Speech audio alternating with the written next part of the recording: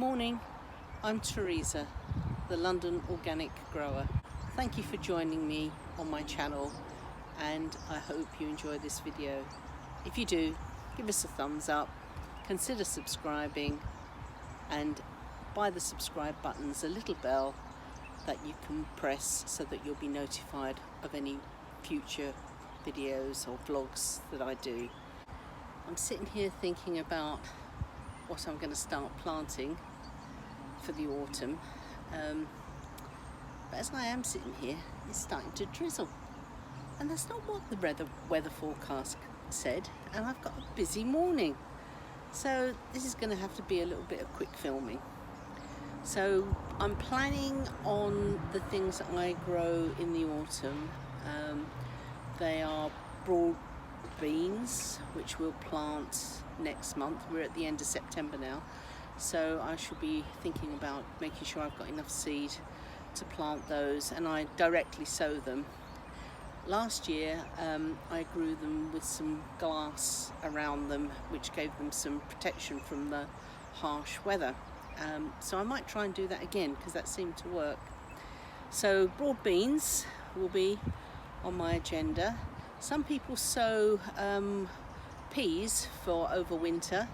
I don't do that because I find that the mice get more of them than me, and it's just easier to wait until the spring and grow them, pop them in as little plants. I seem to get a better crop. I've got some autumn onions, some onion sets. These are the Japanese variety, which I can't remember what they're called, but I'll put them up underneath here. I'm starting and waiting for my autumn garlic, and here's some, and the rest I'm waiting to get from the garlic farm on the Isle of Wight.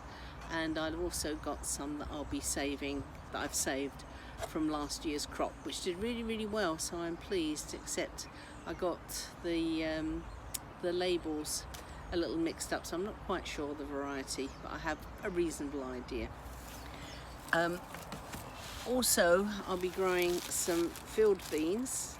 Some people use these as a cover crop, that's just to keep something in the soil, but we use them as a cover crop because it holds nitrogen into the soil, but we also pick them and use them during the winter as a little green vegetable for stir frying. When there isn't a lot around, they come in very handy.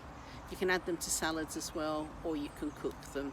So some field beans we'll be putting in. I think I've got another packet at home, so I'll be doing that. These purple beans are way over. They're really big, tough beans, but they've got some wonderful seeds inside. So I just pulled up the half a row of beans that we had, and I'm just going to sit here in a little bit of sunshine, pick off the beans to take home and dry, and then the rest will go in the compost. It's less back-breaking to pick these beans in this way, because if you pull them off and then you just hang them down, you can see all the beans really easy, and I'm sitting on the bench, so it makes this job more of a joy to do. So this pile will go onto the compost, which is great, and it's all part of the autumn, beginning of autumn clear up. I've got more beans from those few plants than I thought, and yeah, look, a nice big tray of them.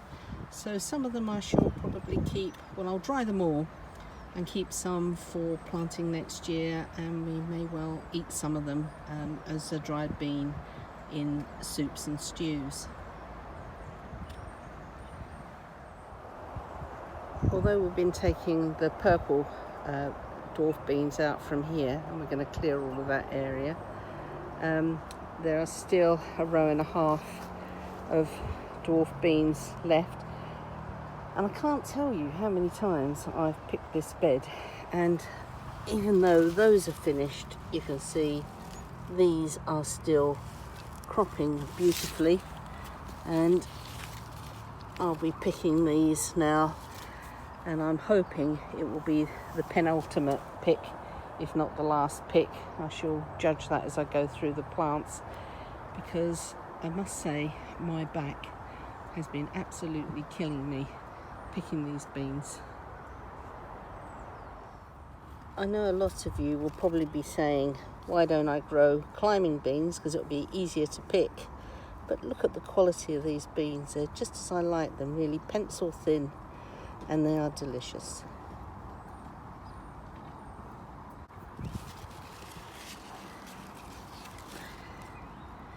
I can just notice that some of these are getting the beginnings of some black fly. And here, it hasn't affected the beans themselves, they're still fine. But I definitely think it's time for these beans to come out. But I'm not going to do it this time because I've got so many jobs to do today. But definitely the next time I'm down, which is probably in the next day or two, I shall lift the last of any beans and take them out. Oh my heavens, it's bucketing down out there. So I'm running to the shed for a little bit of shelter, and I think that once it eases off, I'm just going to pick a few more vegetables and then go home and call it a day, because it was due to start raining this afternoon, but I thought I could get a little bit of work in. But I did bring some lunch in case it stayed dry, so I shall just enjoy my lunch, listen to the rain, and look at how I'm going to change the shed as part of my autumn job and make it tidier and more efficient in terms of storing things. So even with the rain, you can do a few jobs on your allotment.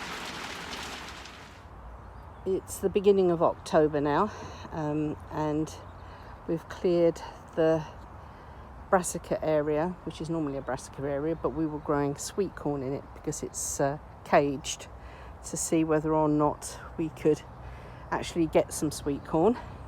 It was partially successful, but not totally. They still got in and ate a lot of the corn, but we did get another crop, so that was wonderful. I'm just putting in some calibres now, and they're small, and I've just done the holes and popped them in. I may or may not put some fleece on them. I'm just going to leave them for now, but I'm putting in some calibres here, and I can't remember the variety off the top of my head. I think it begins with a P, but I'm not 100% sure, but I'll put it up beneath the video. And I've also got some spring cabbages, which I'll probably plant along here.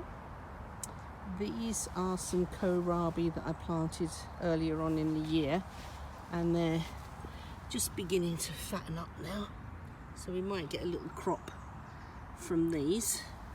And then once they're out, I'll probably pop in something quick growing, or something early next year. Don't know yet really.